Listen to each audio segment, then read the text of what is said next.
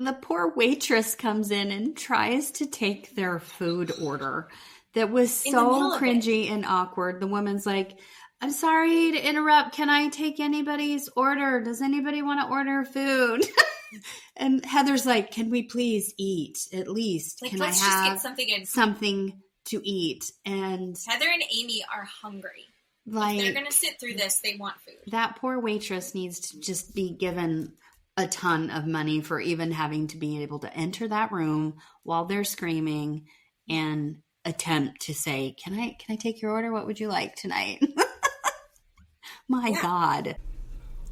Listener discretion advised.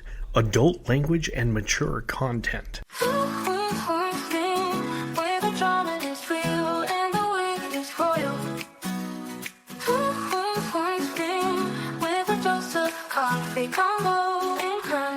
Alright, welcome back everybody. It's 2 Beans, 1 Screen. I'm Jen. I'm Keeley. And last week I told everyone about how I was cursed by a TikTok witch. And I now have to come back and retract what I was saying because it turns out I was just scammed. It wasn't actually the TikTok psychic that I was talking to that messaged me and threatened me, which makes a lot of sense because none of the words were the same. But Keeley and I decided to do a deep dive of experiencing TikTok psychics and TikTok tarot readings and such. And I learned very quickly that I'm just dumb and fell for the number one scam that happens in this like little corner of the universe. And tell them what it is. Yep. So when you jump on one of those TikTok lives, people click on you and then they pretend to be the medium or the psychic and shake you down for money. Because I jumped into a bunch of lives over the weekend just kind of to get an idea of how it all worked because that had been my first foray into it. Yeah. And they all go, by the way, I will never direct message you for a reading. By the way, if you get a DM, it's not from me. And every single one said that over and over again, so I'm just an idiot. I don't think you're an idiot. But I'm not an idiot, I'm just gullible. Sort of. Right? How did it go for you as you did a little of your, we'll call it research? So excited. So I did. I jumped onto a bunch of lives also. I had no idea how it worked. So I was just watching a bunch of different ones, male, female, people doing dowsing rods or crystals or tarot cards, right? Okay. Dowsing rods are the weirdest thing. Yeah. They look like those sprinkler keys. Yeah, they're just like doo-doo-doo. Yeah. I had seen a woman do TikToks before where people would send her questions and then she'd just make a post about it. Just to answer the question, she'd go, are ghosts real? Yeah. Yes. Yeah. Yeah. Is Bob going to ask me to marry him? No, don't say. Yeah. Yeah. Yeah. What is God a man? Yeah. Yeah. No, he's not. And it was just like, that's how she was going through everything based on if they went together or apart. Yeah. And though I've now in my feed, I'm starting to see live versions of people with different versions of those. And they're going, yep. Like, okay. Yeah. Yeah. Have you seen the lady that spins the coin? No. So she has this magical coin. It looks like a quarter. And I think it's gold. Anyway, and she has different bowls or plates that she spins it on. And so she does that same thing. People will comment and say, am I going to have a baby? Or am I going to get more money in my job? And right. And so then she would spin her coin and one side says yes and the other side says no. And so that's what she would do. She says her spirit guides are doing the coin. So she spins it and the spirit guide will stop the coin on the yes or the no for the answer. So there's that one too. But I digress. So okay. I was on a bunch of lives and feeling very overwhelmed and thinking, okay, I don't know which one to really stop on. So I stopped on a bunch and was trying to get a feel for them, right? Do I like what this person is saying. I don't know. And there was one, and I didn't really care for the people that I could see their face. Like they were on talking like you and I are talking to the camera. I have the opposite. I want to see their face. Yeah, I didn't want to see their face. That's what I figured out. I was like, okay. Now I don't want to see their face. So I would hear them talking in the background, right? And they just have their camera pointed at, I don't know, a window or something, answering the questions. And so I stopped on this one lady. I don't remember her name. Anyway, I stopped on this one lady that I was like, I really like her answers. And there was a lot of people in her live. And so I asked her a question because it was free. Yes or no question was free. You didn't have to pay for it. But she was only doing one question. And so I asked her a question, and it was a personal question to see if a person that I know would have contact with me again. And I didn't say the person's name. I just put the person's first initial, and she got to my questions. So she was doing them as they came in. I could watch her. She wasn't like skipping anybody, because a lot of people would do that. They would just kind Based of on grab who sent things. Yeah. They wouldn't ask or answer each question that came in. She was answering each question that came in. And she had tarot cards. So she would pull a card and hold it towards the camera. Anyway, so she got to my question. The questions, she stopped on my question. She goes, oh, like that. And I thought, uh-oh, crap. She stopped and she goes, oh, she read out my question, and she goes, oh, this is a hard one. And she stopped again, and she goes, the answer is kind of yes and kind of no. And I don't want to say that this is really hard for me to answer.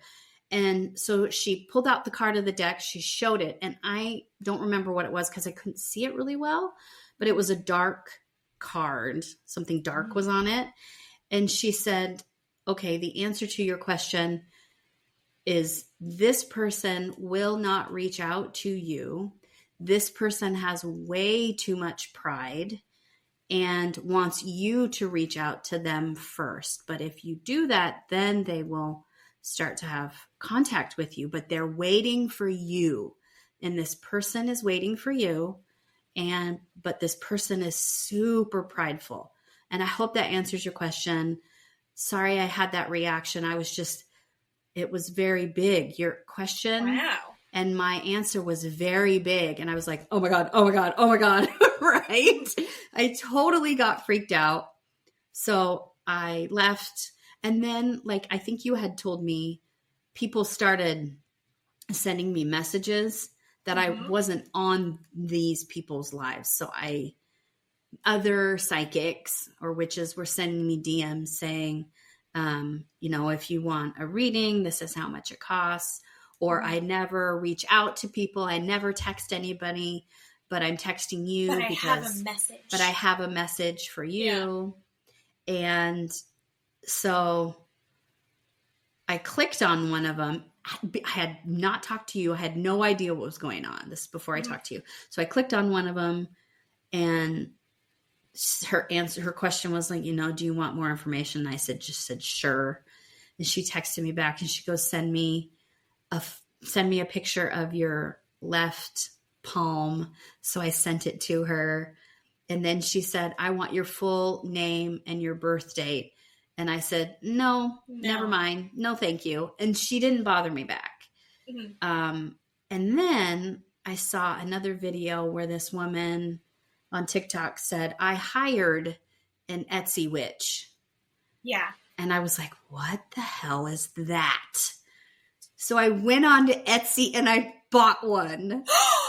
I bought one for $20. Okay. And I went through a bunch of them, and I would read the reviews, and some reviews would say this is completely AI. Don't pay this person. And a lot of those Etsy witches were like $1 a piece or $2 a piece. But the girl that I bought it from, she had her face and it was $20. And the other reviews and photographs were like, this is real, right? She's not AI. It's an actual person doing this. And I thought, okay, it's $20. I really don't care. And she's in North Carolina. So there's 5 questions that she asks you, like your name and your birthday and your gender and, what your question is, but it can be kind of a compound question. And if the person you're wanting the spell for, right, what their name and their birthday and their gender is.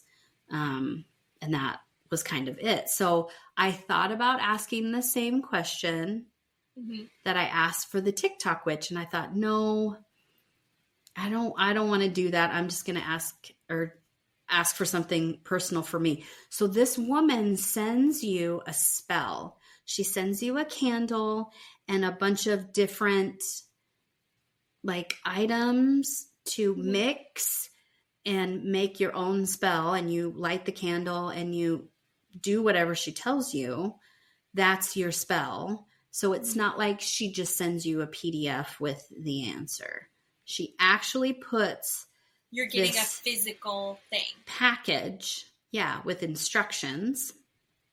And she texted me back and said, I'm getting your spell and your ingredients together, and I will mail it out to you on the 7th.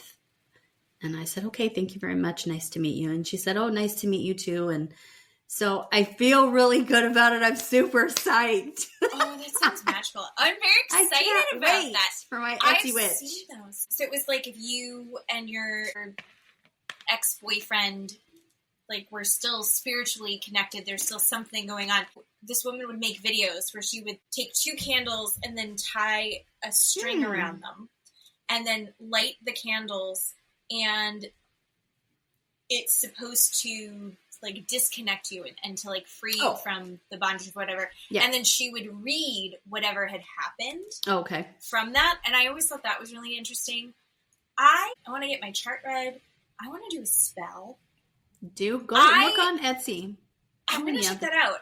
There's all different kinds. Like I said, they can send you a PDF or they can send you an actual. I like the idea of an actual little physical something. Items. Happening. Yeah. I went on and I did. So the process is you can send them things and it's money. So you can put $10 into TikTok and then send them a corgi butt. A corgi with their butt shaking at them. And then they say, if you do this, this, or this, this one is a yes, no question. This one is a 6-card reading. This one is a 3-card reading. And I did a couple of them. And I did one. I found this guy that he made me laugh because it was just a guy and he's sitting in one of those old peacock chairs, rattan peacock chairs. Yeah.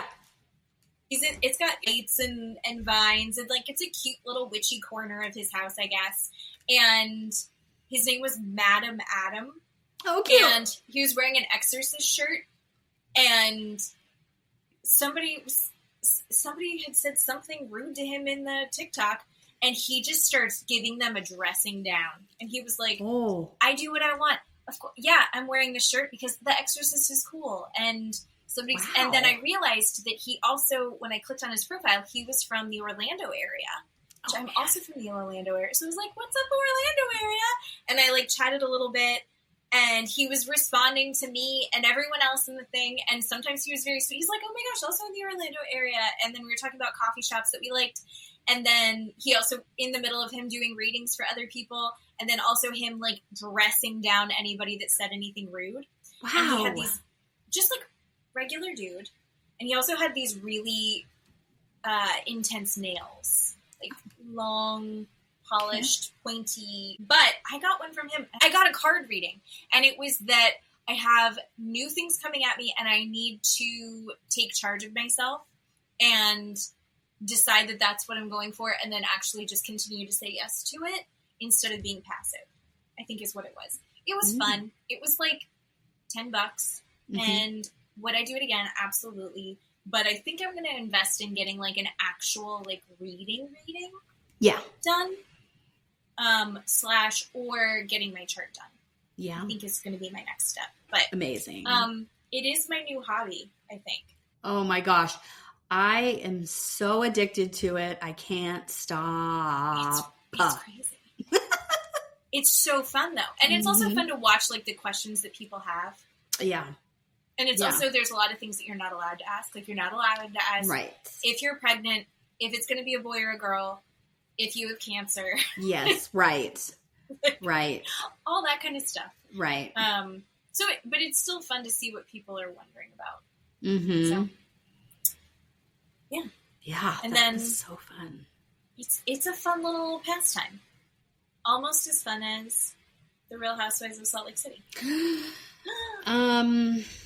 Whitney is very into all of these things, right? Is Huge. she? Oh, yeah.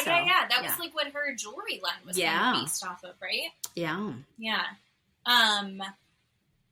I thought this was kind of a fun, everything's a little bit messy and we don't know where everyone stands. We know exactly where everyone stands because Lisa decided where everyone stands. I was a little surprised by how it all shook out though. Last week, Lisa said to Heather that she lives a very different life than these other women. Yeah. She does big things. This episode, Dismissed is the title of it, opens with her setting up an event. It's going to have Steve Carell. It's going to have Jason Schwartzman, I think. Yeah. Just big names.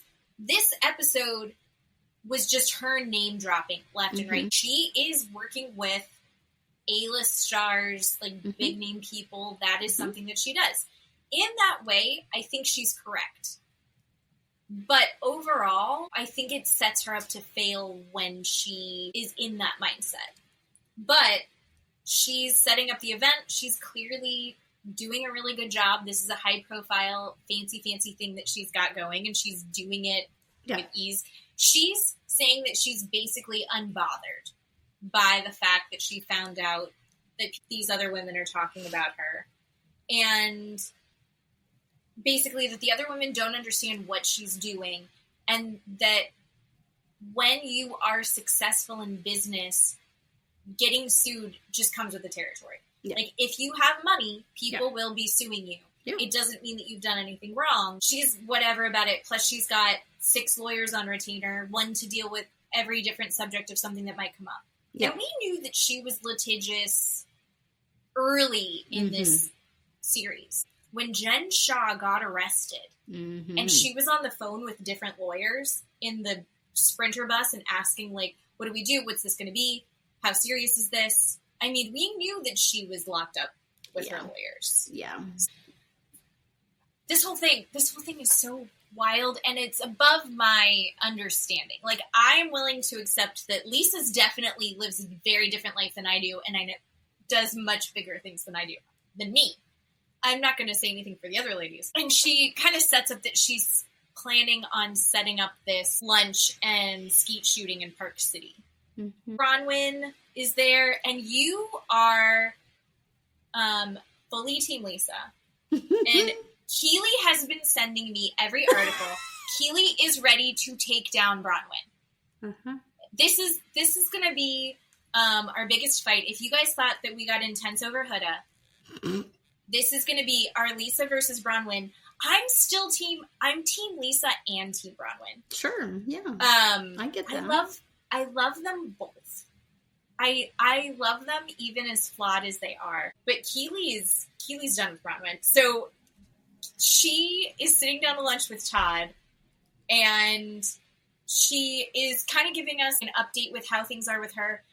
When they were at the reunion last year in New York, it was hard to watch because everyone calls out Todd because he talks down to her a lot and scolds her. And that's not how you should be talking to each other in a partnership. Todd is a lot older than her. Didn't he like invent the BlackBerry or something? Something like that. Something like that, yeah. Everyone kind of called him out for being a dick to her and being really condescending. Yeah. And Bronwyn says, since that, he really took those things to heart and has been speaking differently and more thoughtfully to her, much more kindly to her. And now they're together, and it seems like he is coming at her much more softly. And we find out that her life is very, very different than what it was last year. So we know that her daughter has moved in her boyfriend. We also find out that she moved her parents in with her and Todd. It's because they were both having issues. Her mother had a brain tumor. Luckily, it was treatable, and she's recovering. Her father has Alzheimer's, and they decided that his care needed more intense care. I guess I don't know exactly how to say it. But they put him in a facility, and they're seeing him every day. It's close to their house, so the mom's able to do that. And Todd is basically footing the bill for a lot of this while they're getting everything sorted out.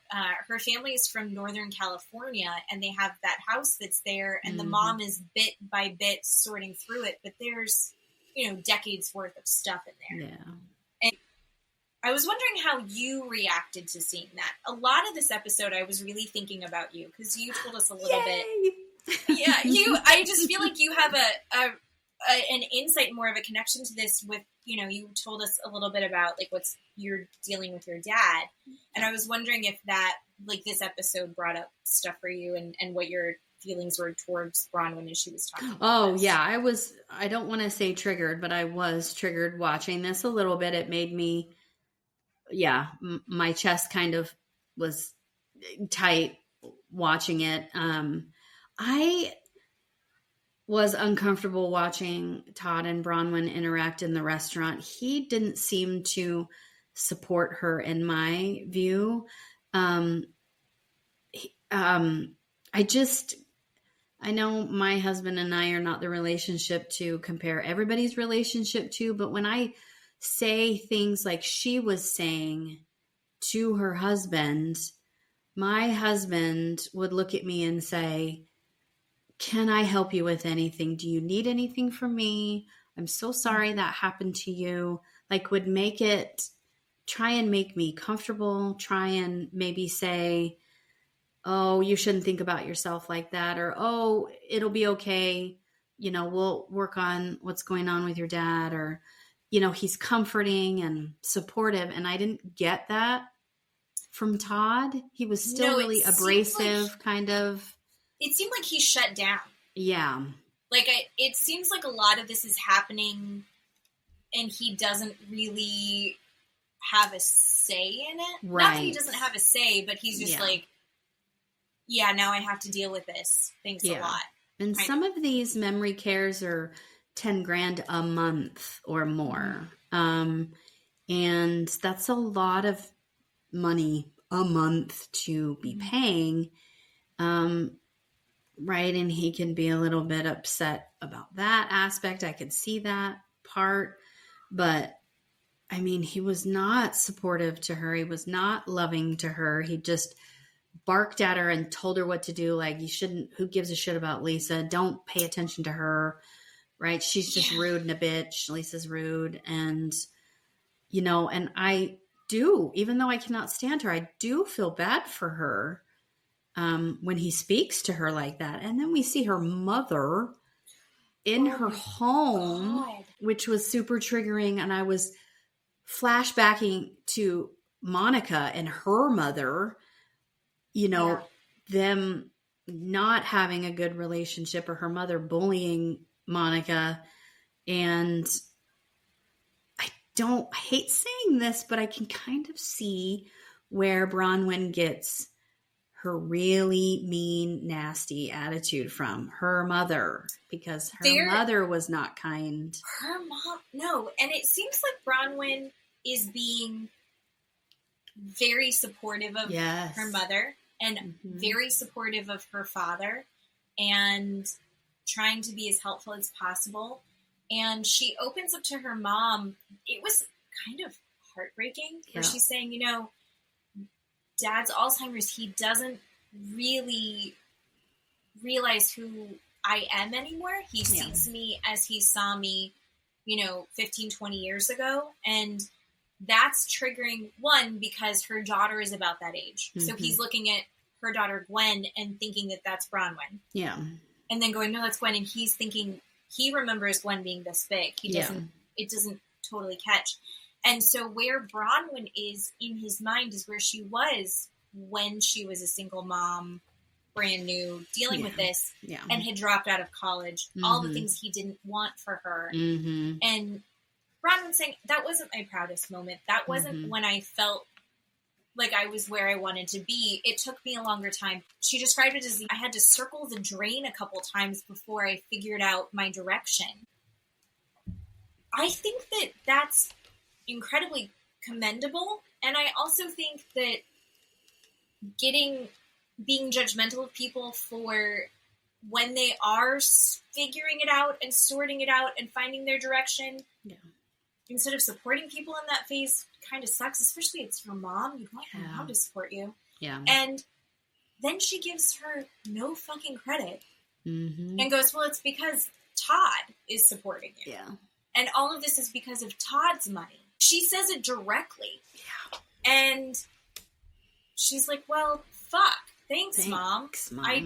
She had a career in finance. She did. That's where she's rubbing elbows with people like Todd. That she got herself to on her own without a college degree. And her mom's like, well, it's really just because you met Todd. She's fucking getting him to pay all your bills, Mom. And she's like, I'm used to it by now. I wish that I didn't have it hurt my feelings. I wish that my mom accepted me more. And it was just like, holy fucking shit. That sucked. Oh. And I felt badly for her in that moment. And then there's also, she and Meredith connected because Meredith's dad passed last year. And she went through a similar process with her dad. And I thought it was really nice that the two of them were able to kind of open up. And I love Meredith. I do too. I really think that Meredith is like a genuinely good person.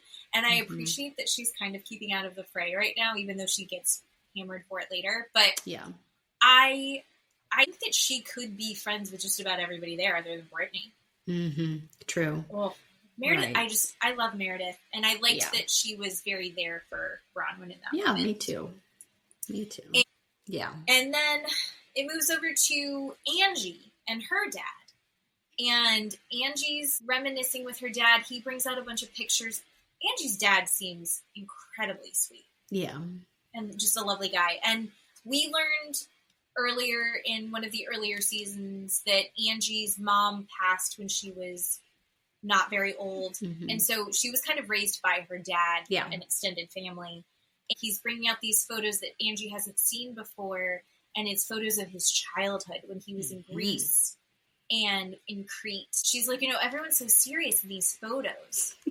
Was it because the cameras took a long time, or were you guys really just that serious? And he's like, no, we were really just that serious because life was really hard. And then he explains that he was 7 years old when the Germans came to his town.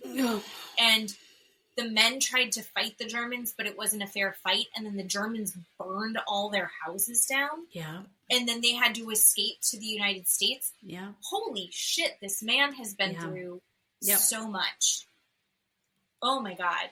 I loved him already because he was already sweet in other episodes when Angie had some events. But then just your heart goes out to this man. Oh, I love that the Real Housewives is kind of peppering in more of these things because even Angie says, my day-to-day, my biggest problem is I need to make sure I get my microdermabrasion done early enough that it's healed by the next event I have to go to.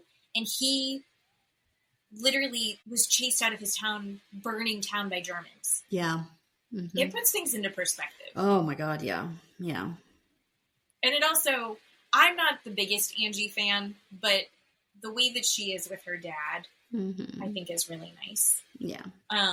So then we have Heather. I love Heather. Heather's so hard. Heather is heathering. Again. All over this episode.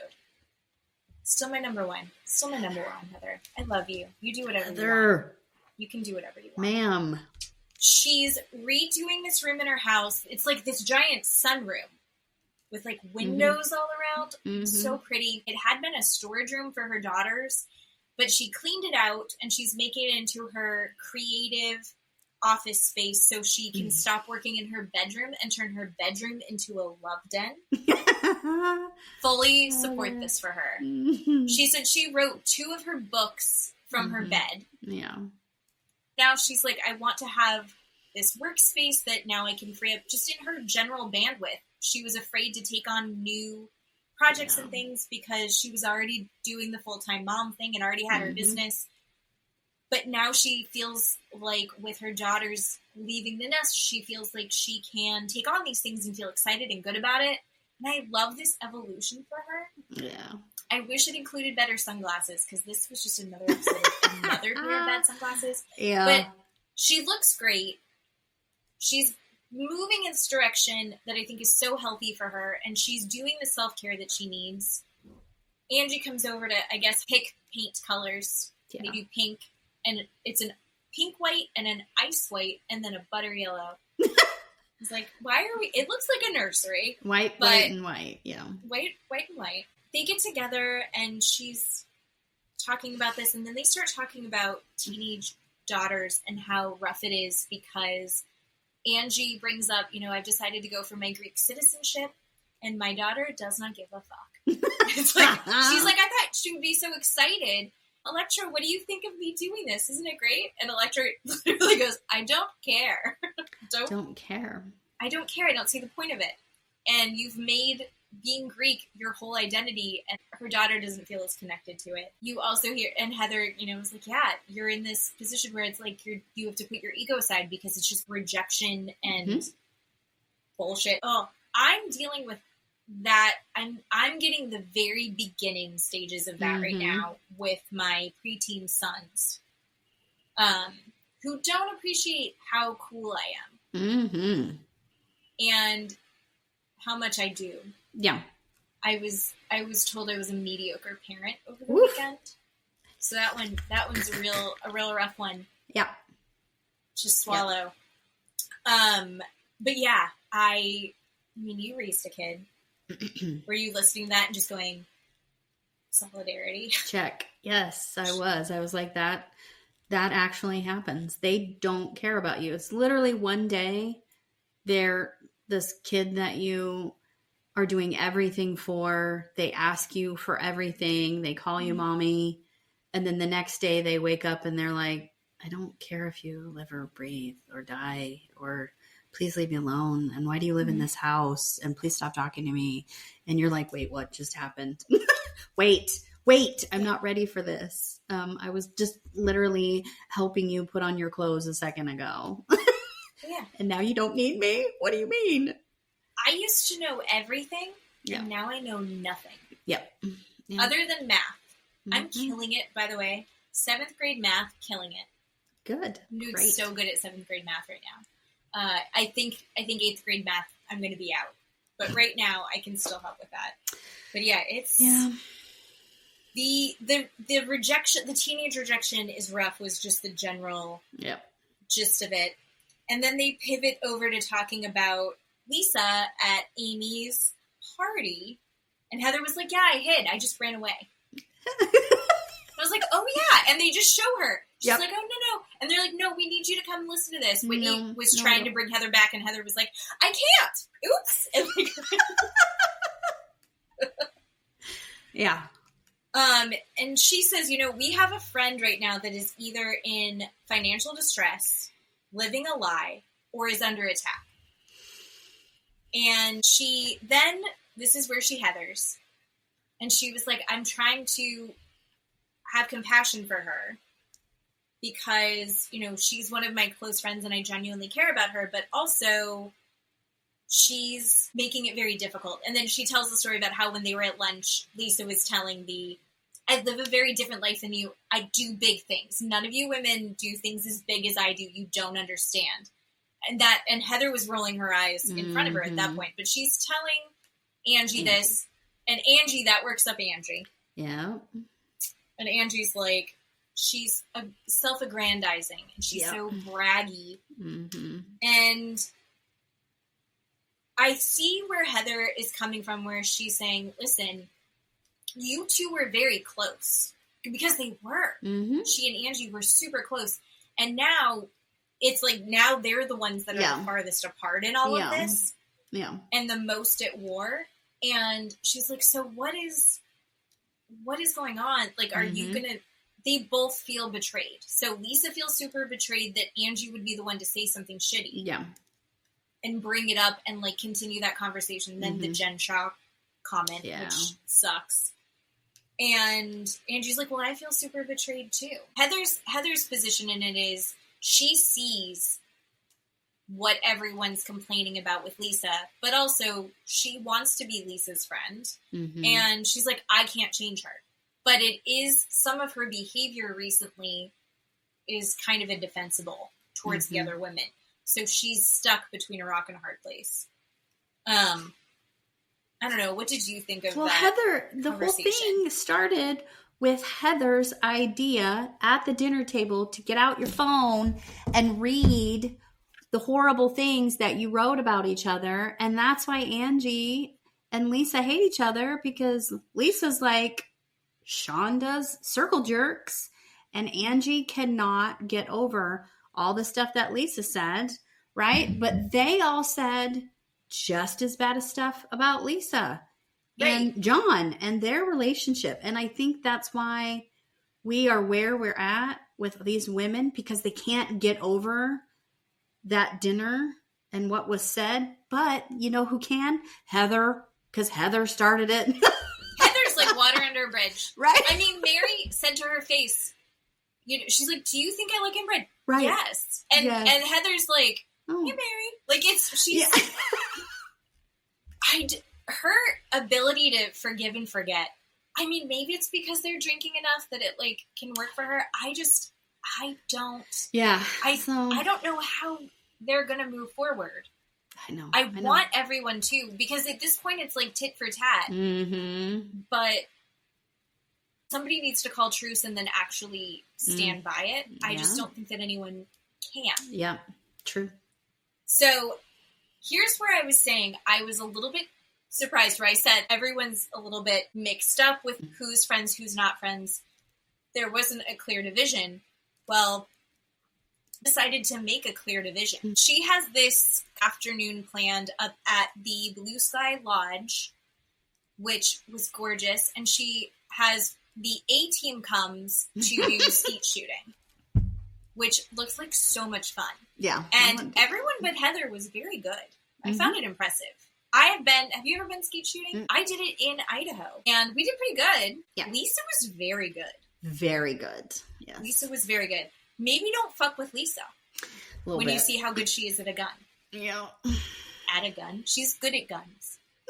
But her A-team was Lisa, Mary, Heather, Meredith, and Amy, who is, I guess, the friend of this season. Mm-hmm. She's the richest lady probably there. Yeah. Then she's explaining to them, I just want to have this nice time with you. This is where I recharge. I don't want to ruin it by having the other ladies here doing this with me, but we'll see them at lunch. I have something planned at lunch. Everything's going to be crazy at lunch. So everyone's bracing themselves for whatever she has planned. Yeah. The D team and everyone who was not allowed to go skeet shooting is Angie, Bronwyn, Whitney, and those make sense. I understand why she didn't invite them skeet shooting. She also didn't invite Brittany. Mm-hmm. Brittany came for lunch, but she didn't come skeet shooting. Yeah. Yeah. I was a little surprised by that. Yeah, apparently they were really close, according to Brittany. Well, when Brittany's the one who told her everything that Angie said. Yeah. And Brittany seems 100% on Team Lisa. I think she didn't do it because she was afraid that Brittany would open her mouth and just tell everybody. Brittany's one of those loose cannons that you're like, I'm not sure if she's going to spill the beans or not, because she's going to spill the beans. So that's me, by the way. I'm a spill the beanser, usually. Yeah. Don't tell me something bitchy. I don't mean to be that way, but I also I feel like Brittany's super desperate. Oh, God, yeah. the amount of smoke that she was blowing up Lisa's fuck ass. While also trying to be like, I'm also cool like Lisa, but can we talk about me a little bit? you noticed that a couple times. Right. So they walk in to the lodge, and they are in this private dining room that has been decorated with very pretty flowers and giant poster boards of these court records or lawsuit. They're the paperwork from lawsuits. Yeah. And then like stamps that say dismissed all over it. Mm-hmm. And also like glamour shots of Lisa in front of them. And then also she had a blow up picture of her and John on a yacht. Mm-hmm. And then another picture of her and John at a basketball game. Mm-hmm. That is a good picture of you that you have blown up on a giant poster on easels all around the room. Yeah. And it was compared to a science fair. Bronwyn, I think, said that she got that printed out at FedEx Kinko's for projects in high school. And Mary was very disappointed in the quality of the printouts because they were blurry. And she's like, it makes me dizzy. I don't like this. Yeah. Mary didn't totally grasp what was happening. I was like, I don't get it, but that could have been printed better. Basically, Lisa's like, I want to clear everything up. Mm-hmm. You can ask me any questions. Everything's been dismissed. Everything's fine. Allegations are not the truth. Mm-hmm. I can get sued for any reason. It's just part of doing business. And she's like, so you guys have brought all of this up about, the records that are in the paper. Yeah. But you didn't spend the extra $25 to see that they were the dismissals. Yeah. What does that mean? I was going to ask you.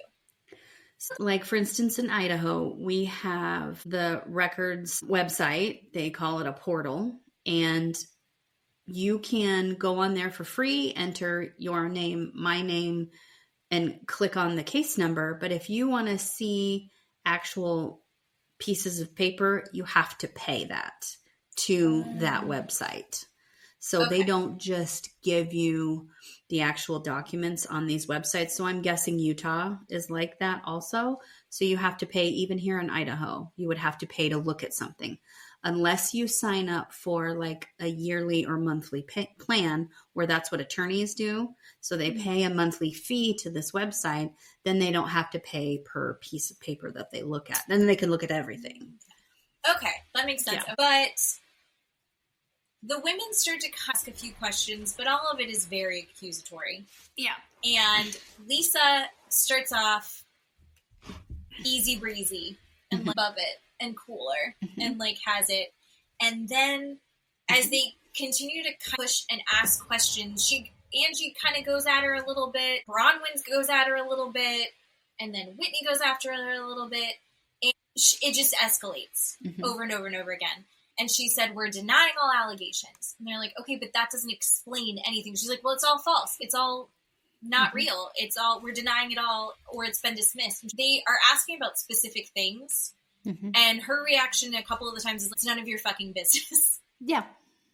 And it just keeps going back and forth. And it's her ping-ponging. And a couple of the times it seemed like she was about to answer a question. And Meredith stepped in at one point. And they're like, you didn't even stand up for her, Meredith. And Meredith is like, yeah, I did. I just didn't get into the fray with you.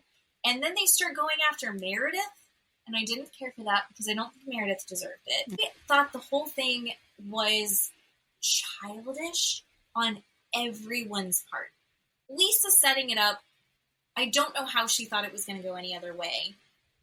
Whitney comes at her. Then it's shocking to Whitney when she's like, yeah, but isn't your business also falling apart? Mine's flourishing.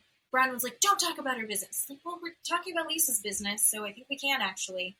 The whole thing was so bizarre to me, and I need Whitney to stay in her fucking lane, because I will say Lisa is in a whole different stratosphere than what Whitney is doing.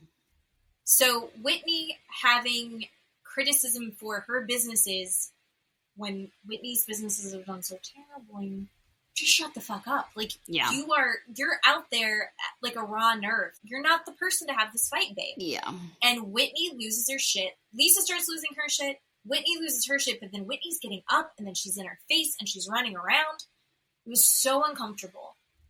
And we got literally nowhere in any of it. The poor waitress comes in and tries to take their food order. That was so cringy and awkward. The woman's like, I'm sorry to interrupt. Can I take anybody's order? Does anybody want to order food? And Heather's like, can we please eat at least? Like, can let's I have just get something to eat? And Heather and Amy are hungry. Like, if they're going to sit through this, they want food. That poor waitress needs to just be given a ton of money for even having to be able to enter that room while they're screaming and attempt to say, can I take your order? What would you like tonight? My God. It was really bad. I think that Lisa didn't do herself any favors. And I think that no one came out of that looking good. I don't think, other than Mary and Meredith, I think are the only people that were like, and that's because they didn't say shit. Mm-hmm. Right? Yeah. I don't know. How did you feel watching all that? Oh my God. First of all, I have to say, a colleague that I work with, that she and I talk about this and watch it, talk about it at work. She said that Whitney's red hair is so bad that she looks like Chucky because it's just this terrible copper color. If Whitney wanted to go red, she should have been like yours, like an auburn or something, but not that bright orange Chucky hair. She looks terrible. And now I can't unsee it. Well, they were saying bravo women who do the red bob are having a personal crisis. Right. And it was Whitney with this red hair. It was Katie Maloney. Yeah. Remember when she had the orange hair and Tom poured the beer on her? Oh, the orange bob. There was someone else too that got an orange bob, and now I can't. It's lost on me. But it's not. That is a crisis terror. Oh yeah. And then secondly, what the hell else is Lisa supposed to do? These women are just, every single one of them are attacking her. And they are relentless and they won't stop. And they are not having compassion at all. We're expected to have compassion for Bronwyn. We're expected to have compassion for Whitney. But they turn around and attack her. They attack Lisa. What the hell else is Lisa supposed to do? Well, I think it comes from Lisa. They're all just so used to Lisa attacking them. And this is what we were talking about. Like, this is, you did it, so you did this. And we can't go far enough back to ever fix it because they're going to be ping-ponging in retaliation for the other one for the rest of forever. Yeah. Yeah. Until someone calls a truce. Sure. I thought they could have got somewhere if... I guess it just didn't get so escalated when I think Lisa maybe started it off with, it's none of your fucking business, and that kind of laid that track for how it went. I was a little nervous that Whitney was going to haul off and hit Lisa. I thought she was going to strike her. Yeah. Yeah. She was so close to her. I was waiting for something like that to happen. She was in her face. It was bad. It was bad. Yeah. I disappointed her. I think, unfortunately, Lisa is so quick to deflect and so quick to go, yeah, but what about you? Instead of addressing what they're saying to her. Not that she owes them an explanation. That's the thing that sucks, is it's if you go, listen, I'm not going to get into it. We're dealing with it. I'm not worried about it. We've got it handled. That's all I want to say. Mm-hmm. And then if she could stay by that, but it's impossible when it's like going after her. Did you watch What Happens Live? I saw a couple clips. I didn't watch the whole thing. So a few things about Watch What Happens Live. One, Peacock is saying that Watch What Happens Live is an episode of Housewives of Salt Lake City. We're not the only people to notice this. No. Everyone is pissed about it. Yeah. Please get this fixed, Bravo. Yes, we hate it. We can switch back and forth if we want to see. I don't need it in the fun, because we didn't just watch episode 6. Nope. Which episode 3. It's numbered wrong, and that does fuck me up. Yeah, me too. They had a guy that had been like a professional hockey player on, and he was super funny. I really liked him. As they were doing the work the polls, one of the questions was, whose side were you on with the fight? And in general, people were not on Lisa's side. So it was like Lisa side, and then the other one was Whitney, Angie, Bronwyn, and they won overwhelmingly. And he said, no, that was 3 against 1. That's not cool. So no, I'm not, I'm on Lisa's side, even though everyone else, people were hammering her in the polls on every subject. Yeah. And he's like, no, this was not a fair fight. I'm not cool with this. So, and I agreed with him on that. And then one of the other questions that they had that I thought was interesting was, would you prefer to be on team A or team D? And team A is, and like hang out with for a night, Lisa, Heather, Mary, and Meredith. Or team D, Bronwyn, Angie, Brittany, and Whitney. Who would you rather hang out with? Oh, A. I'm A. I would also be on A. A for everything. I think that sounds like way more fun. Even though in this fight, in general, right now, with the fight that's happening, I'm Team Bronwyn. I know. Not that I think that the way that this all shook out was great, but I do think that Lisa was attacking Bronwyn, and so Bronwyn's going to tit for tat with her. So I don't think Bronwyn's totally out of line for any of it. Like, it's just, that's just how doing it. And Bronwyn's doing a very organized attack on it. So if they're going to be fighting, Bronwyn's fighting well, whereas I think Lisa is just kind of crashing out. I want Lisa to be more organized with what she's doing, and she isn't. She's kind of flailing. I think it's really difficult when you have 5, 6, 7 people against one, like Huda. Yeah. Right? The entire villa was against her. And this is how this is. The entire friendship group is against her. Maybe Meredith is in there once in a while. Even the people that are on her side. Yeah. Are throwing her under the bus. Are throwing each other under the bus. Being like, well, she's not really on. Meredith didn't speak up for you. Well, Heather went and told XYZ. Well, they're hanging out. Yeah. And so I think that if you were Lisa, it's a tough place to be in. I think it's probably not helping how she's reacting to it. Well, do I get why she's reacting to it? Sure. I just think that in the way that these women are in their dynamics, I think saying, I'd love to clarify all of this for you, it's none of your fucking business, isn't the best way to, like, get them to stop. Yeah. But this is why it's a good TV show, is because this is what's going to happen. I think. And can I now bring up what I sent you? Yes. And talk about that? Yes. So this is another thing that bothers me so bad about Bronwyn. Bronwyn attacking Lisa about her businesses and about her civil lawsuits when Bronwyn is a convicted criminal herself. Bronwyn has a criminal history past. She's a convicted criminal, and the fact that her court case has been sealed does nothing to the fact that she was charged and convicted of it. Nothing to do with it. That's it. Records being sealed is only to prevent you and me and anyone else from paying that $25 and looking at it. The bitch is still a criminal. So, Lisa is not being charged criminally. Lisa's not been convicted. Lisa's not in prison. Bronwyn is a convicted felon. And nobody's bringing it up. Felon. It's a felony.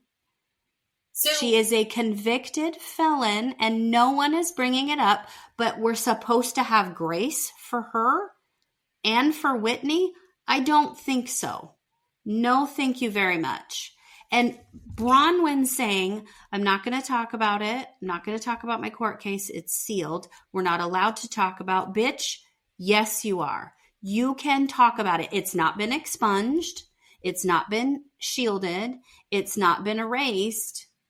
You pled guilty or were found guilty and you were charged. Yes, you can talk about it. Why would something like that be sealed? They seal it for a number of reasons. Maybe for an employer not to be able to see it, for military reasons, applying to get into school for a profession. So it's like, I do have a felony, but it's a sealed case, so they can't use it against them? No, they can. They just are not allowed to read it. She can look it up just like I did and see what the charge is, see when she was charged with it, see what happened to it, see that she was what either is the charge? Identity theft. Like identity theft or fraud? Something like that. Identity something. And you can look all of that up. You can see it. She just can't read the documents. And for Bronwyn to say in all of these articles, oh, I can't talk about it, it's a sealed case. Yes, you can. You don't know the definition of these words, of this language. That's not it. I mean, I didn't have an understanding of it. Right. And so, she's putting it out there and making herself look better than Lisa when she's not. She's worse than Lisa. Apparently she's going to explain part of it later this season, is what I heard. Well, I can't wait for that lie. I can't wait for that snake in the grass and look at all this smoke and mirrors shit, because that's what she's doing online, is all this smoke and mirrors garbage. Yeah. And really lying, saying I can't talk about it when you can. It's just sealed. It just means I can't read the documents. That's it. I can see your case number. I can see it was you. I can see your birth date. I can see the day you were charged. I can see all that stuff. Mm-hmm. It's still there. I'm curious to see how all this shakes out. So how is that fair? It's not fair. Oh, no. And it's not okay. Yeah. No, it's not. I think kind of similar to, like, we were talking about the Whitney thing as well. I think they have every right to talk about Whitney's business. Yeah. I think Whitney needs to talk more about Whitney's business. Honestly. Especially because everything that came out last season with Alibaba and how did this happen and was she an MLM? And she hasn't said anything other than it totally fucking failed and we lost all our money. I kind of want to see more of an explainer from her about that. Yeah. So I hope that she does, especially if they're all demanding all of this accountability. And it's like, all you have to do is not talk shit about Lisa, and then Lisa will probably chill the fuck out. Mm-hmm. Because as long as the party's about Lisa is her number one biggest fan. But, like, I think you kind of have to be, especially in that world. Oh, my God, yeah. Mm-hmm. And honest to God, I'm maybe a little bit jealous of that kind of confidence. I do big things. I'm bigger than everyone else. People don't understand because they're not as awesome as me. That's got to feel really good. Yeah. Right. So I'm Team Bronwyn and Team Lisa because I just want to see what happens. Yeah. I just want to see how this all shakes out. The only person I don't love what Whitney's doing. And I think Heather's heathering. I find Angie annoying. Yeah. I love Meredith. And I love Heather, even though Heather's heathering. I love Mary. I love Mary. Mm-hmm. Although Mary went after Meredith. She did. She was like, no, which... She did. If you're going to speak up at any time, that's the person that you're going after? The one that's really not that involved? Yeah, weird. I thought that was weird. Yeah. But also, I don't think Mary's ever saying anything. Like, some people, like Brittany is piping up. She's like, oh, yeah, you're using Jen Shah's eyebrow girl. Is that the same eyebrow girl that you said was texting Jared? I just want an explanation on that. And it's like, shut the fuck up, Brittany. Brittany, stop. No one cares that you're here. No one knows why you're here. Yeah. You weren't here for the A-team. Yeah. I wonder if she's going to have a reaction to that when she finds out about A-Team and God. D-Team. Oh, I'm sure she will. She was D-Team. Yeah. But Brittany's the only one that I feel like says things just so she could be, like, to remind everyone that she's still there. Right. Like, Mary would have no problem sitting back and saying nothing, but if she says something, it's because she actually needs to be heard in that moment. So that's why her going after Meredith was so surprising to me. Well, Mary is so bold and so wonderful and so direct that if she didn't want to be there, she'd get up and leave. And before she left, she'd be like, I'm leaving because I don't want to be here. Bye. And she doesn't care. No. Doesn't care. She would do that. That's why I love Mary. Mary's the best. Mary's great. And, like, this is the woman that maybe runs a cult. Right. And married her step-grandpa. And we're like, God, I love her. I love her. In her weird house. Yeah. Oh, Mary. Okay. So, waiting for next week. I don't think we even got a good, like, spoilers for what's happening next week, did we? We did not. We did not. Although I did see a couple on Facebook, but we see Lisa invites Bronwyn to a lunch or a dinner or some restaurant so they can talk. And then Heather and Whitney, Heather is heathering to Whitney, and Whitney loses her mind, starts bawling and crying. I think they're at somebody's house, but I don't remember the context. Probably Lisa saying something Lisa said about Whitney. Heather says this to Whitney, and she loses her mind. So she's heathering all over again. Okay, I want Lisa and Bronwyn to be friends. They were never friends. No. That's how Bronwyn got on the show. Was through Lisa. Remember? And then they, like, turned on each other. Yeah. But it was very fast. I think Bronwyn really wanted to be friends, and Lisa was like, the whole thing fell apart really quickly. Yeah. Someone also said that the reason Heather cannot, even though it seems like they should get along, the reason that Heather can't warm up to Bronwyn in a real way or accept her is because Bronwyn is doing things in a way that Heather wished she could have. Maybe she doesn't even totally realize it. Mm-hmm. They single-mommed in totally different ways. And I think that was an interesting take as well. But I can see that. I want Lisa and Bronwyn to figure it out. One, because this is fucking exhausting. And two, because I think they would be so much fun.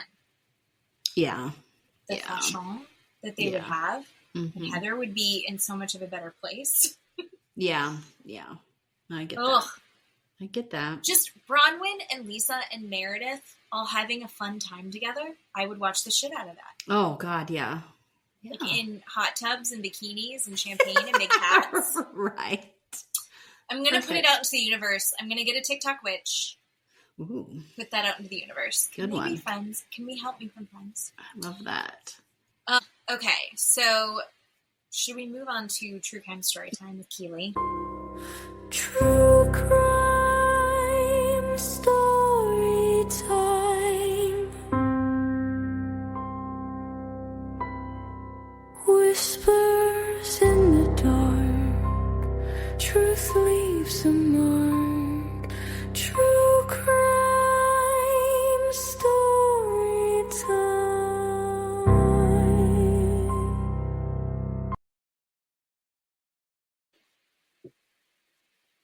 Have you ever seen or gone down the dark hole of fairies or fae traps on TikTok?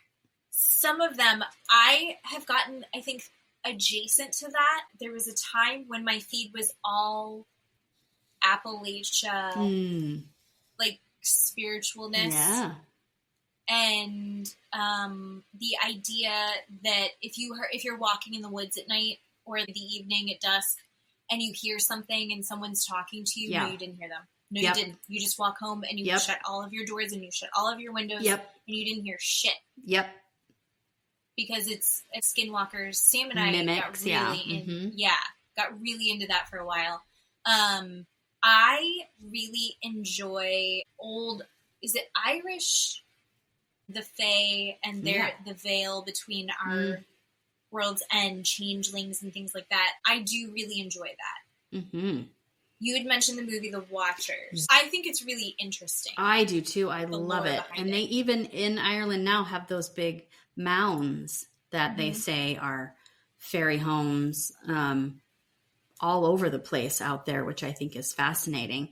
And I watch those Fae Traps videos where people are walking wherever and they see, say in the woods, and they see a tree branch that has made a perfect arch, right? They're like, that's a trap. Don't go underneath that arch, right?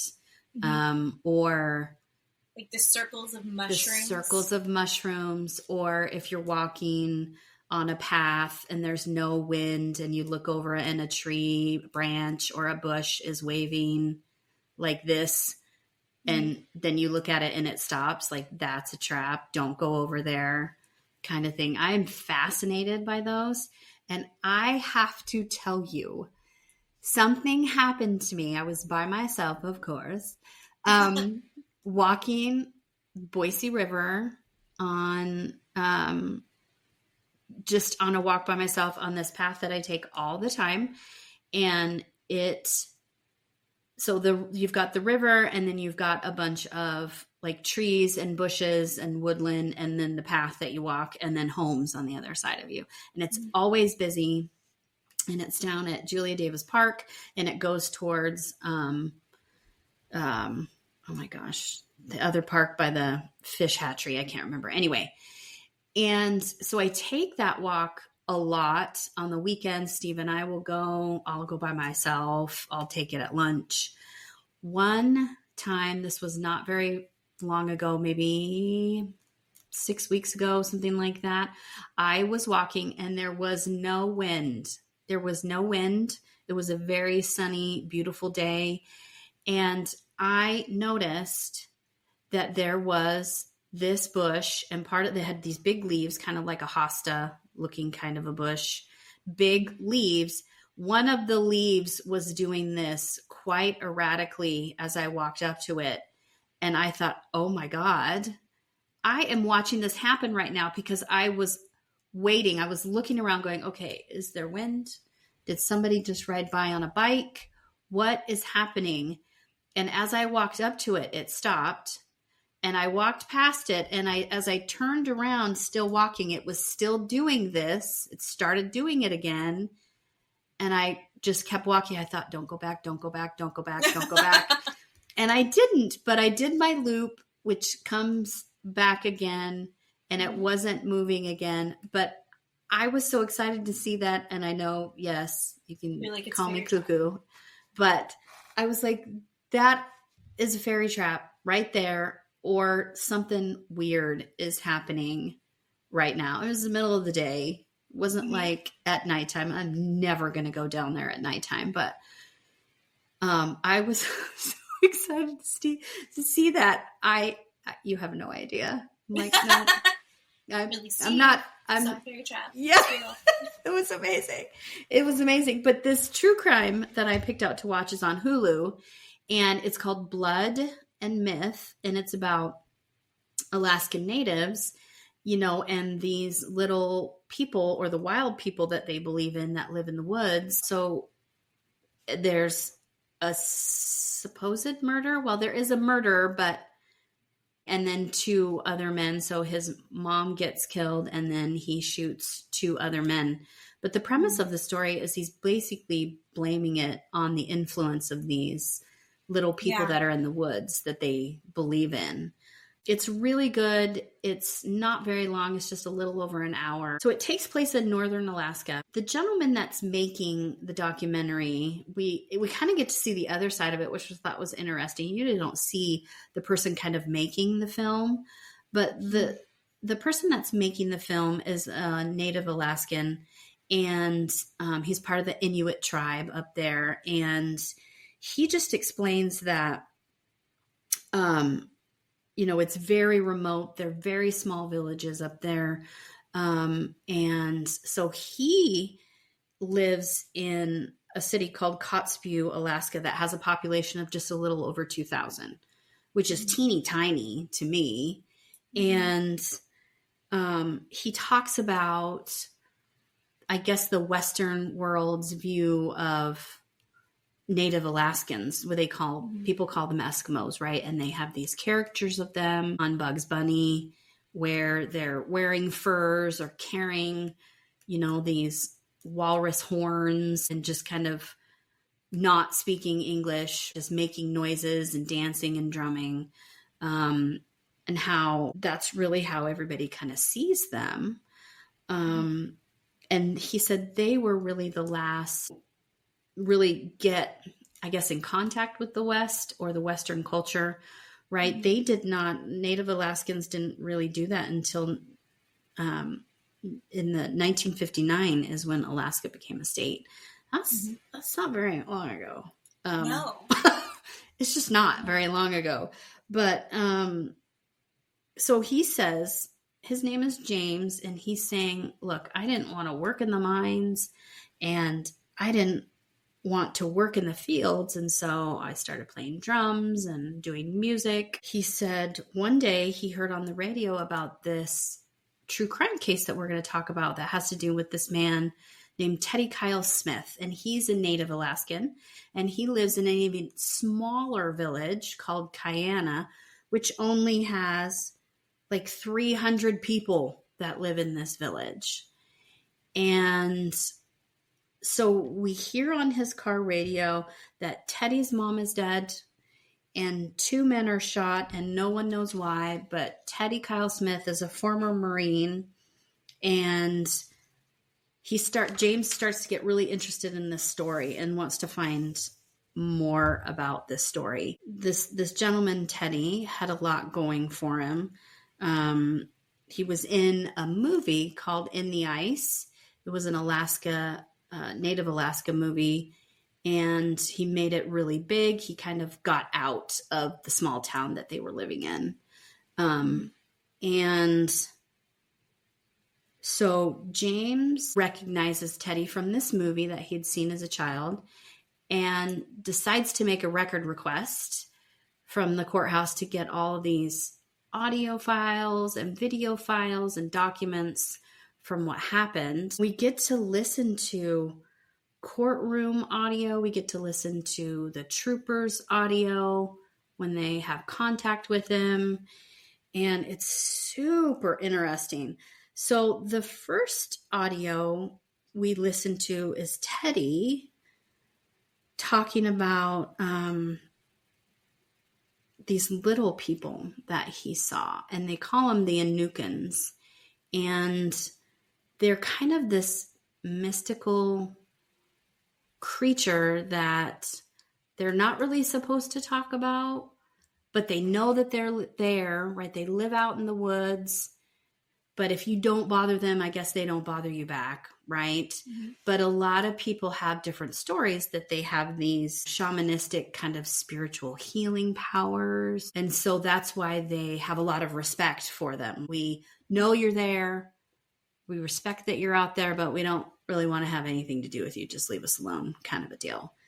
So he says, living in his cabin, he knew that these Inukans lived out in the woods by his cabin because he would hear them throwing pebbles at his house, and he would hear them whistling outside. And he said, I finally got to see them one day after hearing them around me, that he got to see them one day. So we go back to James, the gentleman that's making the show. He says that his great-grandfather wrote a book kind of basically about these different stories that they grew up with their culture. And the first story is about these Inukans, that being a storyteller, we find out in their village and their tribe is kind of like a higher calling, is really like a chief or a shaman, somebody that tells stories. And so his great-grandfather wrote this book, and he says the book was written and recorded with an anthropologist, somebody that goes out and looks for the reasoning or the actual scientific clues behind it. He says one of the stories in the book, his grandfather says he was walking along some high ground near a creek, and he said he saw two men, and his grandfather said, I just saw them, but I pretended to notice them, like, oh my gosh, there you are. And he said these men, when they stood up, were two dwarves, and they called them the little men, but he said in his book, his grandfather said, I saw them before. We get to see throughout the documentary people making sketches of them. Mm-hmm. And I wrote down that it was kind of a cross between like a Yeti, maybe with not so much hair, and like a goblin or a troll, kind of what they were sketching out that they saw, because everybody said they were so dark when they saw them, almost like a shadow, but they could see their faces. Yeah. A big head, broad shoulders, but small and stout. Yeah. Yeah. And James tells us that long ago that Native Alaskan people and tribes used to live alongside these Inukans, these little people, and then somehow there was bloodshed between the two of them, and they just kind of disappeared and went away. These little people live nomadically. They're kind of all over the place. They travel, and they don't like to be seen, but they have like leathery looking skin, and they speak in an old form of their Inuit language. He said they whistle like birds, or they whistle like squirrels, but people really believe that they have like this superhuman power strength. And they also believe that they have the power of possession. Like these little people could possess you in some way and make you do or say something, apparently. But it was fascinating. I loved watching this because their culture and their traditions, to have that is so special, and so wonderful. I don't have that. I don't have anything like that. But to have that culture and that tradition that you can pass on to your kids, or you can have stories about, I think is completely fascinating. I think that, I thought what this documentary did really well was kind of dive into the culture and how it has played out, how kind of the Western culture has maybe removed a lot of that. And so they've had to really dig in to keep what they can and hold on to that. Yeah. I also thought it was really interesting. One of the things he says in the very beginning is that the way that it is up in Alaska, up north, the way that the way of life up there, the land doesn't care that you're there. Yeah. And the way that he said that I thought was so interesting because, I lived in Boise, but I live in Florida now, and I spend a lot of time living right outside DC for most of my life. And everything is built around humans. We have developed all of that land. All of that land is in service to us. Yeah. And so, as he said, the land doesn't care that you're there, and they're showing the people that live there and going back and showing kind of the more traditional lifestyles that they had, when they were being more nomadic on the tundra. I thought it was so interesting because it's so different than anything I've ever experienced. Right. And the way that they live is much harder. It's also in connection with the land. Yeah. And it's dependent on the land. And they're working in service of trying to be part of that ecosystem versus molding it around themselves. Yeah. Right. And I found it really amazing. And then also, as we're hearing more of their culture and more of their stories, I thought it was a little bit fascinating. You had talked about fairies. There are elements of this that align with these classic fairy, like the evil version of fairies that you hear about from the UK hundreds of years ago, and how these are literally on opposite ends of the northern hemisphere, but they're telling very similar characteristics of these creatures. So I thought that was interesting. I thought that too. I'm so glad that you thought that, because I thought that exact same thing. So James tells us that he wants to see if he can talk to Teddy, because by now Teddy has been, apprehended and convicted and in prison. So he contacts Teddy's lawyer, and she says, no, you can't talk to him. And so then James says, well, I'm just going to start from the bottom. I'm going to go back to Guyana and talk to all the contacts, all the people that I know there, to try and go through this chain to figure out what happened. And so he flies into Guyana, and he meets with his friend named Bob, and Bob says, look, you need to go and talk to Annie. Annie was the first person there when Teddy's mom was found dead, and so she can tell you what's going on. So James goes over to Annie's house, and Annie says that she heard on the radio that Dolly Smith, that's Teddy's mom, Dolly Smith, is dead. She hears Teddy say on the radio, Dolly's dead. So Annie's like, I'm going over there. And she thinks about it. She's like, I don't know why I went over there. Why the hell did I go over there? But I go over there. And it was so interesting to me. You and I are so used to having a freaking cell phone and have everything freaking instantaneous. And these people are hearing it on these two-way radios. This is what they're hearing going on in their community. Because I said there's like 300 people that live in this village. It's teeny tiny. So she goes over to the house. She says she walks in, and Teddy's sitting on the couch. He's just sitting there smiling. And she walks past him, goes to try and find Dolly, his mom, goes in the bedroom, and Dolly is on the floor. And so Annie tries to feel for a pulse. She says she feels a light, faint pulse. So she gets really nervous. She says also that she notices that there's a cord wrapped around Dolly's neck. And I want to talk about this again in the end. Yeah. Anyway, she said there's a cord, and it looks like in the pictures, maybe a telephone cord that you would plug in to the wall. That's kind of what it looks like. Plastic. Like maybe it was plugged into an answering machine. Yeah. Or something. So she says that's around her neck. So Annie says she calls the clinic, and these health aides come over, and they do CPR on Dolly, but Dolly has died. She is no longer with us. And Annie says, when I come out of the room after they're doing CPR, Teddy's gone. They have no idea where he went. So Annie then says she calls what's called a VPSO, a Village Public Safety Officer. People, they don't have police there. They have this VPSO, this public safety officer, come over. They don't even carry firearms.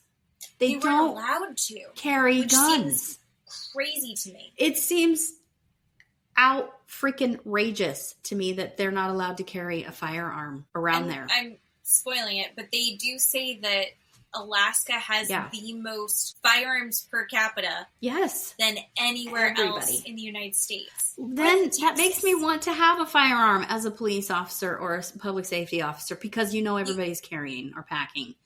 Yeah, he said literally everyone has a gun. And you kind of have to, because you're in the middle of fucking nowhere. Yes. 100%. You're dealing with bears. You're dealing with... Right. I mean, a moose can kill you. Yes. It will. Yeah. Yeah, those things are like bigger than RVs. They're huge. Anyway, so this public safety officer is only allowed to carry a can of pepper spray and an audio recorder. They finally call in Alaska State Troopers. We get to hear the audio of that where they're talking to Annie about, okay, tell me what you saw, what you heard. She says, look, I saw or heard on the radio that she was dead. I went over there. Teddy was here. And now he's gone. So I'm assuming, they don't really say this, but I'm assuming they're outside. They go outside of the cabin. And Annie says, then Teddy pops out of nowhere all of a sudden Teddy is there. And so the trooper is saying, hey, can you stop? Hey, Teddy, I want to talk to you for a minute. Hey, can you come over here and answer some questions? Hey, I want to talk to you for a minute. And he's not complying. And Annie even says, hey, it's me, Annie. Can you come over here and talk to us? And then the next thing you hear is a gunshot. Apparently, Teddy now fires off a gun in the direction of Annie and these troopers. And then he's just gone. They think that he went down into like a lower portion of a building that they own. So they go and do this search for him and they still can't find him. And they're walking around talking to all the neighbors trying to figure out where he's at. They go back inside Teddy's house and they see a shadow and they find out it's just the family dog that was in there. Yeah. The officer the trooper that was describing this, he was quite poetic. I know. I liked him. The guy with the no hair, right? Yeah. And voice did not match his face. No, his voice was kind of strange, but yeah. But seems like a really good guy. I liked him a lot. We walk down the hall and there's this stream of sunlight breaking through, and it was just like, one, vivid memory, sir. Thank you. And two, what an incredible storyteller. So, he was beautiful. So they put the village on lockdown because they're not sure where Teddy is. And they go inside Teddy's residence, which is not the same as Dolly's. Go inside Teddy's residence. And he has 59 firearms in his house. Talk about being, right, heavily. A lot of them, they tell us, are high caliber rifles. But they have no sign of him. He's completely in the wind. He's totally gone. They're interviewing people in the village, asking, do you know where he went? To have any idea what's going on. Annie tells James that he should talk to Teddy's sister, Lorena, because she would know what happened that day. And so we see James go over to Teddy's sister's house, Lorena, and she's standing outside kind of on her porch, and he walks up to her and says, hey, can I talk to you for a minute about Teddy and your mom? And she's like, no, go away. I have way too much anxiety. I can't talk to you. I'm not going to talk to you. So he says, okay, I'm so sorry. And he leaves. So the sisters can't talk to her. Then James listens to an audio that he has in the records request from court where Lorena is describing that night that day when she went over to her mom's house. She said she went into her mom's room and her mom was laying on the floor, but there was something near her mom on the floor, it looked like a cord, but she says it wasn't wrapped around her neck. And they clarify, they're like, wait, it wasn't or it was? And she's like, no, it was not wrapped around her neck. So I wasn't quite sure what to glean from that, where one person that literally walks up as it almost right after it happens says it was, then his sister gets there and she says it isn't. So we're not really sure at this point if she's been strangled, if the cord was even around her neck, right? Yeah. The VPSO, the gentleman that we like so much, he says, look, I'm walking through the house and there's no sign of struggle. The house is not in disarray. The house is perfectly still, fine, put together. Mm-hmm. We're not quite sure what happened in the house. We don't see any signs of foul play before you get into the bedroom. James talks about Teddy's mom and how she was a really good addition to the community. She was just a kind, wonderful person, and she was a really good seamstress also, that she used to make these really expensive fur parkas from, they were incredible. Right. And that when they go back to her house, that they notice that some of her fur parkas have been destroyed. They've been cut up into pieces. And they're not quite sure why, because why would she do that, right? When she's worked so hard on these beautiful coats and have taken so long to make these coats, and these coats are really expensive. Why would she cut them up?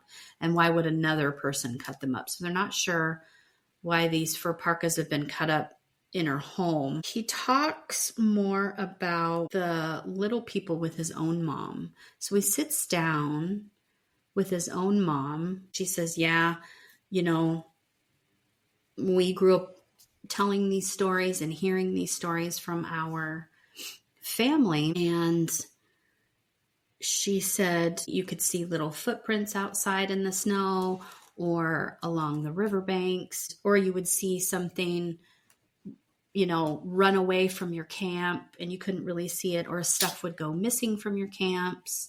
But she also says, you know, what are you going to do when people say, some people think they're good and some people think they're bad? You know, what do you think? And she says, well, what are you going to do? Are you going to feed the good dog and keep that dog alive? Or are you going to feed the bad dog and keep the bad dog alive? And I really liked how she kind of put that into perspective in deciding, one, if you believe in these little people and these stories that you hear growing up, and two, are you going to decide that they're good, or are you going to decide that they're bad, right? Meaning, are you going to feed the bad dog? Meaning, I'm going to think about, constantly believe that these are evil things and keep that story going, or I'm going to believe that they're good and keep that story alive. I really like Hot Priest. Yeah. Hot Priest from Fleabag said that. We talked about this before. Yes. Like you can choose. Yeah. You get to decide what to believe. Yeah. Why would you not pick something beautiful? Yeah. So. Yeah, I really liked that. These people are just so intuitive. Yeah, the way that they think and talk. We get to hear another recording, and it's Teddy this time describing after he left the house. He says, I left the village and I went downriver, and I went through the trees and the willows and along the beach. And he said, look, I had no destination, but I believed I was being led somewhere. He said he was told to take a parka, but then he says, look, I don't know who told me that. I go back and forth. I watched this twice, and I go back and forth believing him in the sense that he saw what he saw and he believes in what he saw, or the sense that he's a manipulator and he might have some mental health DID issues going on, and hearing voices and believing those voices and then manipulating you into thinking, oh no, it's this story that I was taught as a kid. I'm not crazy. Right? Do you know what I mean? You don't have, this is what I think happened. You didn't leave there with like a strong of, because there's other times that we've watched these and you've gone, this is what it is. And you don't have that feeling this time. I don't have that this time because I watched it twice. And spoiler alert, one of the jurors in his jury trial says, James says the jury thought he was acting when he was telling these stories about the Anukans, about the little people, as part of his defense, basically. And the juror says, that didn't have any place in our deliberations, an account of an attempted murder. So I was thinking about that going, because he's an actor and he's really good at his job and he's really charismatic, believable. I was thinking maybe he does have a little bit of schizophrenia, right? And he wants you to believe, right, that he's not mentally ill, but it's easier for people to believe that he sees these things out there. I'll get to this at the end, but what I really think, my final thoughts. But anyway, so he's saying, look, I was being led. Somebody told me to go here, but I don't know who told me to go here. He says, I believed that they had influence. These little people had influence over me. He said, I went to the mountain closest to Cayena, and he goes, I had no food. I had no water. I lived on berries and ice because the rivers had frozen over. And he had trekked miles up into the mountains where they were explaining you could get hypothermia instantly if you were not ready or dressed or had the gear for this. And he didn't. He really didn't have what he needed up there, but somehow he survives, right? And he's telling us one night when he was camping, he says he had visitors. That was the first night he had visitors at his camp, and he could hear about 20 of them outside walking around where he was at, where he was camping. And he said, wherever I decided to sleep every night, they were there. They would come. I could hear them walking around. I could hear them talking to each other outside. He said they would talk amongst each other, and then they would talk about me. But they were always outside my tent. And then he said they would make noises like birds and squirrels out there. He said one night he finally found a stream that had water. It wasn't frozen over, and he went to get the water from the stream. And across the stream, he finally saw them that night, that they were standing far away and they were all really dark. And then he said they spoke words to him. They spoke 3 words. They said gullible, they said weak, and they said death. And he had no idea what was going on. But he said he thought that if he agreed with them, that would be like an invitation for him to go with them. And he knew that if he went with them, he wasn't going to come back. That's just something that you didn't do when you saw them. So he says that he was on foot for 10 days. 10 days doing 40 miles. That's really good time, just so you know. I mean, come on. 40 miles in 10 days. Anyway. Through where he was at, with right. Like, he has a parka on, but no other tools right. or anything. Right. Really? So he finally says, I stumbled upon a cabin, and he was just thankful that he had found somewhere. And James explains to us that there's these hunting cabins, these hunting lodges that people go to kind of go off the grid. There's no landlines. There's no cell phones. There's no, cell phones don't work up there. You're just kind of stuck. And people go up there to hunt. And they explain that the only way to communicate is with these really small 2-way radios, or a marine band radio or a CB. That's it. That's how you communicate with anybody else when you're in the cabin, if you need to get like help or something. So Teddy says, look, I found this cabin. I went in there. They had food inside. I went in and I had some food and I went to sleep. And he said, I woke up because 2 men named Paul and Charles Buckle, brothers that were bear hunting up there, came in the cabin. He said, I heard them come in. And Paul is interviewed, and he said, I saw Teddy and I recognized him from living in Cayena, because Paul lives in Cayena also. He goes, but I didn't know his name. I didn't know him. I just knew that he lived in the village. And so he tells Teddy, right, me and my brother are bear hunting up here, and we know the people that loosely own this cabin, and they said we could go into this cabin anytime. And so here we are. And so Paul explains that Teddy tells them his name is Paul also, and he's there doing work on the cabin. And so the brother's like, okay, whatever, right? Why would they have any reason to discount this person being there? And so he says, look, we had our rifles, our firearms. I saw a pistol sitting in the kitchen. I didn't really think anything of it because people, like you said, have guns up there for bears. Everyone's got one. Right? Yeah. So he's like, I wasn't really worried about it. He said the three of them sat down and had coffee and hot chocolate and talked for like an hour. And then Paul said, I wanted to find my satellite phone, the sat phone.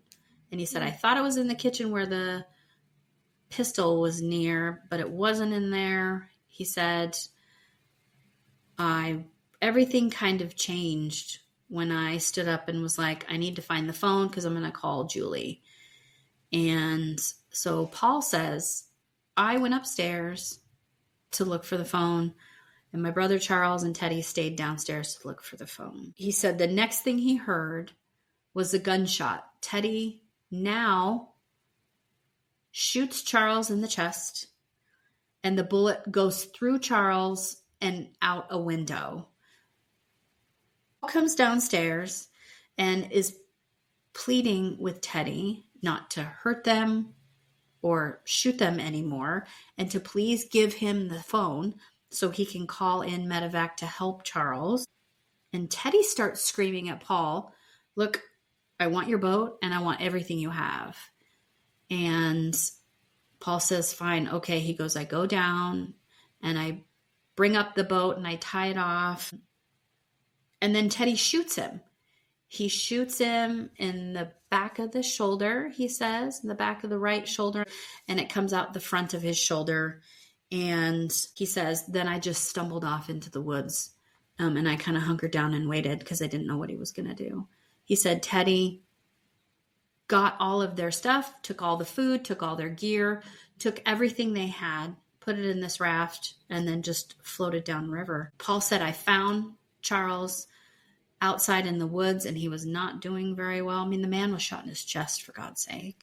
And he said, I'm really nervous at this point because nobody knows where we are, and I can't get a hold of anybody. And he just left with everything we have. And he doesn't know if his brother's going to die or not.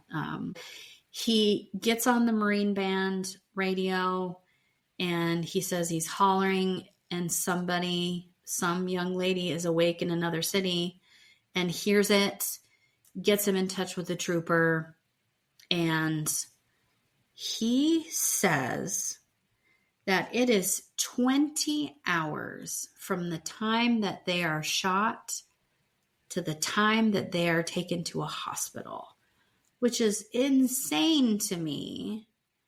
And I know they're out in the Alaska wilderness and they're in the middle of nowhere and it takes time to get to them. And I totally get all of that on its face. But why these men didn't die, I have no idea. No, his brother was shot through, which is better than having the bullet ping pong or explode inside you. Yeah. I totally get that. Yeah. But through the chest, and his hit an artery. Yes. And he should be dead. It doesn't make sense that he didn't die because of where he was hit. Yep.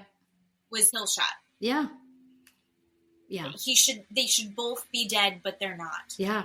Yeah. And he thinks that there's something more greater in the universe moving that night. Yeah.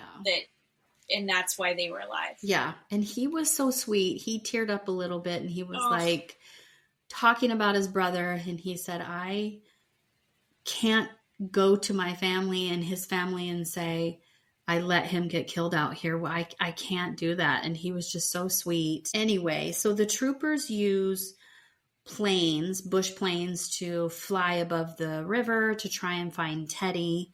And one of the planes spotted Teddy on the river. So the troopers decide to set up an ambush along the side of the river, like where he's going to come eventually downriver to them around a corner. They said they laid in that brush for hours waiting for him to come down the river and come around this corner.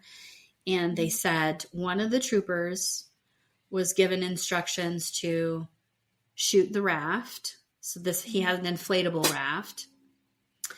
And one of the troopers was given instructions to shoot to kill Teddy. He said that he had a license to kill. Yeah. I was like, was that a real thing? Yeah.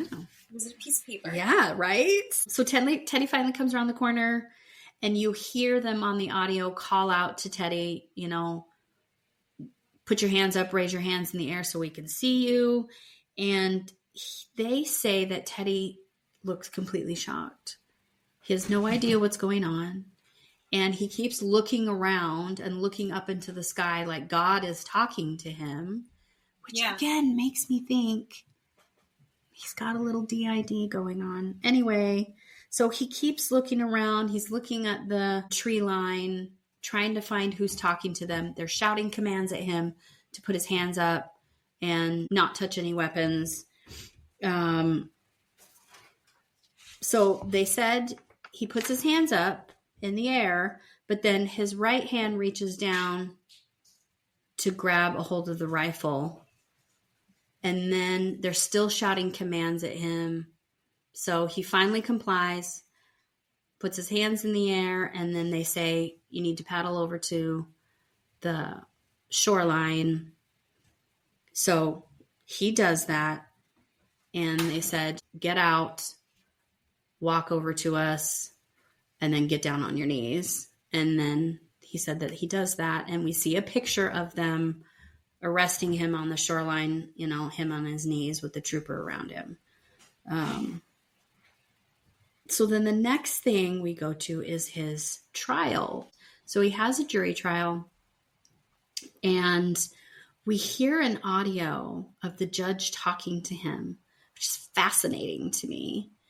And the judge asking him, have you ever been diagnosed with a mental illness?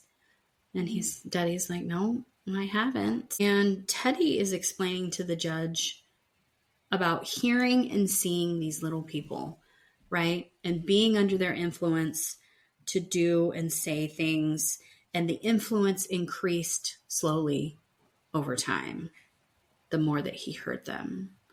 And the judge asks him, if you hadn't done what they asked you to do, what do you think would have happened if you just didn't comply with them? And he said, I don't know. I've thought about that over and over again. I just don't know what would have happened if I didn't do what they said. We find out that the ACLU and the Native American Rights Fund get involved because they say that the villagers in Guyana would be more receptive to hearing his defense about these little people influencing him to shoot the two men over just getting a jury from Anchorage or somewhere like that. And they tell us that the defense has kind of a hard hill to climb with Teddy because they're trying to portray him as sane and competent to stand trial. But then the entire time Teddy speaks, he talks about these people that he sees and hears telling him to do stuff, right? And he's very matter of fact. Yes. In these recordings. Yeah. Yeah. It doesn't sound like he's weaving a tale. No. No. It sounds like he's just like, right. This is what happened. Right. That's why it's really hard for me to decide whether I don't know whether I believe him or not. The jury, like I said, the jury believes the prosecutor. They think that Teddy is manipulating them and acting right while he's talking about these little people in court. So they find him guilty of attempted murder, and he gets sentenced to 99 years. We find out that Alaska does not have the death penalty. And basically being sentenced to 99 years in prison is basically a death sentence because he's never getting out. And that's for attempted murder for these two men. Right. For Charles and Paul. The next thing, James is, talking about the proof that they have found for these little people. He said most of the stories that come out are told about these little people happen in what's called the Circle in Alaska. And the Circle is made up of 3 massive national parks. The Noatak National Preserve, the Gates of the Arctic National Preserve, and the Kobuk Valley National Park. And those parks have never been explored, or people just don't go there enough. But all the stories that come out, these little people are seen in these parks and preserve areas. So it happens that the state of Alaska wants to make this road, this road that goes through all these parks to mine these minerals, to take these minerals out and take them to Anchorage. But they have to have archaeologists and geologists, look at the area around before they build the road to make sure that they're not going to interrupt the ecosystem, right? Mm-hmm. So we find out that there are 3 tribal liaisons that go with these scientists to look at these ecosystems.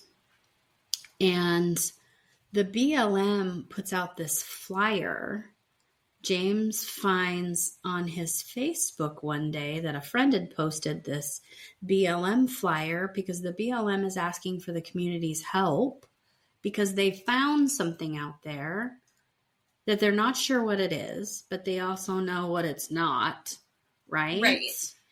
And so the flyer actually says words that say potential sacred sites and potential little people homes. Right. And what I'm thinking, before I saw the picture or the video, I'm thinking of those mounds in Ireland is what I was thinking of, but they're not like that. So James finds out that one of the tribal liaisons is a person that he knows named Mary. So he goes to interview Mary and he says, "What did you see? Tell me what you saw." And she said, "I saw little people homes.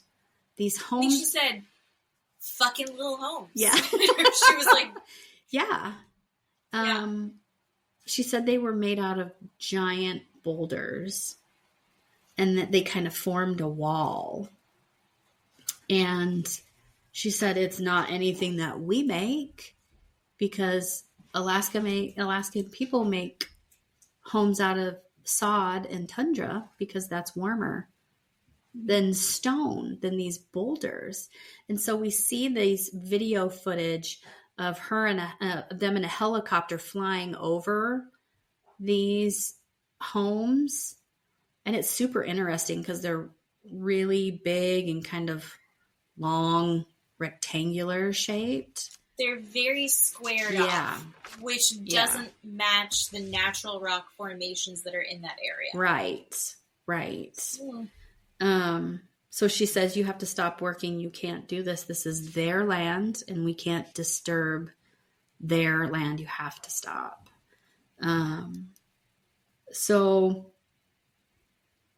after that, James then gets a call out of nowhere from Teddy's sister, Lorena, that she's ready to talk to him about what happened. And so he meets with Teddy's sister, which she looks just like him. Mm-hmm. And he said, "Will you tell me about what happened with your mom?" And she says, "My kids wanted to see my mom that day. And so my kids went over there and spent the whole day with my mom." And he asks her, "Do you think your brother did this? Do you think your brother killed your mom?" And she said, "Absolutely not. My brother's not like that. He would never hurt my mom." The whole time I'm listening to her talk, her brother shot 2 people for no reason. And she's sitting there saying, "No, he wouldn't do anything. He's not like that." Ma'am. I'm sorry, ma'am. Oh, anyway. So she just says, "No, I don't think he did it. I don't think he had anything to do with it." And James says, "Why do you think he ran? Why do you think he left?" And Lorena says, I think he left because he thought people would just blame him because he was there, right? I'm the only other person in the house. They're going to think that I did it. And he was scared, and that's why he ran. She said he also said that Teddy was drinking that day. And so maybe he himself wasn't sure if he had done anything to her. Yeah, I thought that was so sad. Yeah. And that's another reason maybe why he ran. James reads the coroner's report to us. And the coroner's report says no obvious sign of external injuries, no significant injuries or signs of foul play discovered, and no signs of strangulation. What is going on? Yeah. He rules her death undetermined. He doesn't say natural causes, and he doesn't say homicide.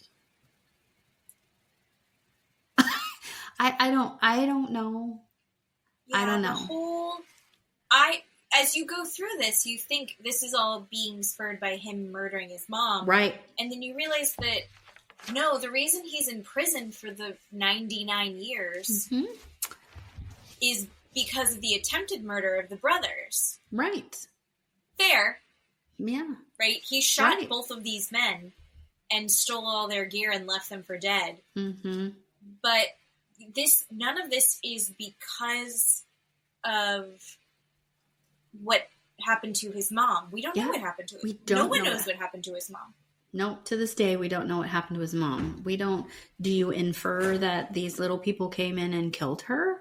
Do you think she saw them and died of fright? Like, I don't know. Nobody is even giving us any sort of example or what it could have been. No one knows. No one knows. So James finally, as a last-ditch effort, the end of the show, writes Teddy another letter saying, hey, please, can I talk to you? And Teddy calls him back from the prison after he receives his letter. I think he called him and decided to do the interview because James said in his letter, I put money on your books. I put money on your books? Yeah. Well, I like Teddy. Yeah. He's done this horrible thing, but he also they give a lot of his backstory, and so he had acted in this movie and then got himself out of the town, but also was volunteering at the school to teach the children Inuit crafting and Inuit skills, and volunteered his time for the whales and all of these different things that, he seemed like a good guy that was trying. He also then, I think they had said that he got a little, what was it, Onga? Oh, yeah. Mm-hmm. He got a little big for his britches. He was like, he got a little bit of money, a little bit of fame, and got a little too big for everybody. But he seemed like he cared about things. And yeah, he got money on his books. But I was like, maybe James did make such a good impression because he sent his grandfather's book. He did. Which I thought was such a beautiful gesture. Yeah. But he did also put money on his books in prison. Yeah, so Teddy calls him and says, yeah, I want to talk to you, but I don't want to tell you everything over the phone. You need to come and see me. And that's the last 10 minutes of the show is James interviewing Teddy at the prison. So Teddy walks in and they have this kind of sweet moment where James is like, I really feel I'm so much like you, right? I tried to escape. I was drinking a lot and partying and I had no rudder and no path in my life. And I thought, I'm either going to end up dead or in jail, and I need to figure my life out. And so not doing these things anymore. Because Teddy was a very heavy drinker as well. And we find out a lot of people in these villages are heavy drinkers. And they explained to us that you could buy like a bottle of whiskey in Anchorage for $10, But in these smaller villages, you have to find someone that makes that alcohol. Right. And you buy it from them for $200, right? Mm-hmm. Anyway, so they have that sweet moment. And then James finally says, what happened? What happened with your mom? And Teddy says, you're not going to get an answer. And I kind of got a little bit mad at him for that. I didn't like that. And I'm not saying that he needs to confess or anything, but he was kind of snarky and snotty. Well, it felt like a power move in that moment. I think James handled it really well, though. Oh, yeah. He went, okay, and then moved forward. Yeah. Teddy did say, look, I didn't do it. But no, you're not going to get any more information from me about that. James asks him, why did you shoot those guys? Do you feel bad for shooting those guys? And the Buckles in the cabin. And Teddy says, hey, I would not grow as a person if I did not feel sorry for what I did and have remorse. So yeah, I do feel sorry for what I did. And I wish them all kinds of blessings in their life. And if I can do anything to help them, I will.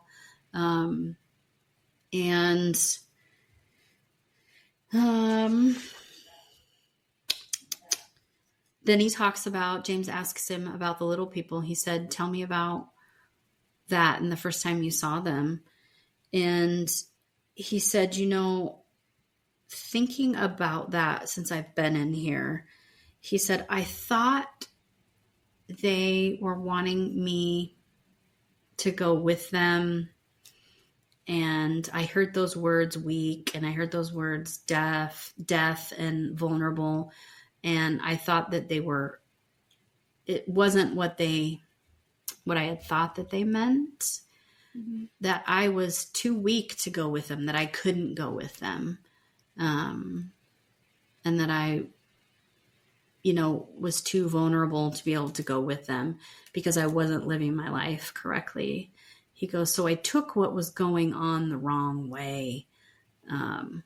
Which, I go back to what James' mom said, good or bad, right? Do you believe they're good? Do you believe they're bad? And I think Teddy believed that they were bad. But then after being in prison and thinking about it, he's like, I think that they're not that bad, that they were good, trying to show me that I was ruining my life. I wasn't living the correct way. I needed to go down a different path. Teddy said, if I didn't know that I had a choice to not listen to them. And if I didn't listen to them, I wouldn't have shot the two brothers. That would have never have happened. But I didn't understand at the time that I had a choice to not do those things.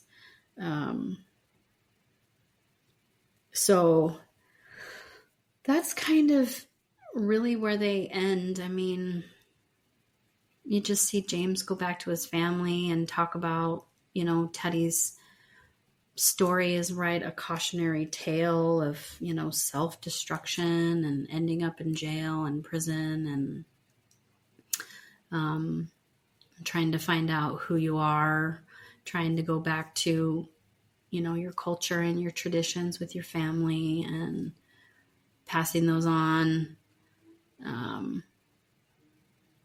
My take on the whole thing is, like I said in the beginning, I wish I had that kind of deep culture for my family or those traditions for my family that I don't have. And I think that's so beautiful and so fascinating that these tribes have those things for their family to pass on.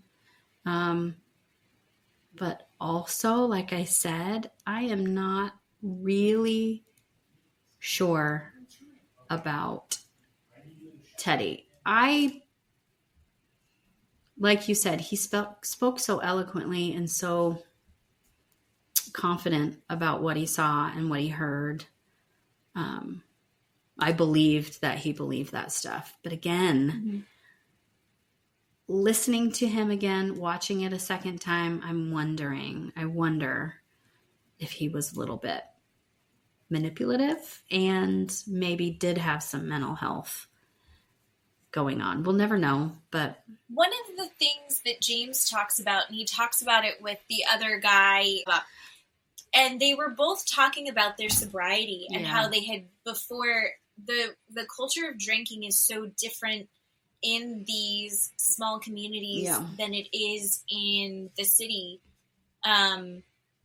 Because when you were drinking to get drunk. Yeah. You were drinking to get blackout. And Bob says, one time I went on a bender for 8 months straight. God, and I think that it has a lot to do with the identity of their culture and being connected to their culture, while at the same time they're living in a more westernized society. So the clash of those things. And so how do you have, if you were Teddy and you were kind of espousing the values and traditions of being Inuit, while your success comes from buying into being in Hollywood, right? And and how that you were you're trying to get out of this small town, but also that's where your values should be. So you're trying to kill that part of yourself, but then you kind of lose who you are. I thought that was a really kind of beautiful, like dark but beautiful message. Yeah. And that's not uncommon. I mean, we've Western colonization has destroyed the cultures and kind of pushed that out and stolen that culture from a lot of these communities. Yeah. These people in northern Alaska, it didn't happen until much later. And I think James kind of describes it as, in the early 1900s, the Inuits were living kind of at the twilight of the Stone Age. And then all of a sudden, their, Western culture, modern culture is like punched them in the face and is taken over everything. So I think that's got to be really difficult to navigate, and why a lot of these Indigenous people do end up turning to drink, because these two different things are in such conflict with each other. Yeah. So I think I liked James's take on it, that he looks at Teddy as a cautionary tale. I think he believes Teddy. Oh yeah. I think James believes Teddy. Yeah. And I think that him deciding to look at it as, I want to make sure that I am going along the right path, and that if I want to know about this, or if I want to continue this on, this is how I'm going to do it. I liked his message overall. I did too. And it was really interesting, and I would like to dive deeper into what is the folklore in that. Yeah. I think just folklore in general is really good. I have a friend who has a podcast where they talk about just folklore, and they tell each other old stories. Yes. Sort of the Story by Janie and Max, and they tell each other old fairy tales and folklore stories when they discuss it, and they're really fun. And Max used to babysit my kids. Aww. So I like them. If you like those kind of stories, they're really fun to follow. But yeah, I think this was a really fun and interesting one. And now I'm like, ooh, we need to find more. I feel like we've been on a very supernatural kick. And I'm totally into it. I want to dive in. I've got to see what else we can find. I love it. Yeah. And look, we're leaving again on this positive, hopeful note. I know. I'm so happy. No one cried this time. I know. Right? My God. No. Right. No, we were just afraid that Whitney was going to punch Lisa in the face. That was it. Yeah, this is just violence, this episode. Really? Violence and fairies and little people. Witches. TikTok witches. All right. So we'll do some more internet sorcery, our findings on that as we continue to delve deeper into it. Yes, and see where we end up next week with Real Housewives and see what other magical, mysterious / true crime, possibly documentary Keeley has for us next week. Yay. Thanks for doing a podcast with me. It was so fun. Thank you. I love you. I love will you. See you next week. Bye. And we love all of you as well. Yep. Bye.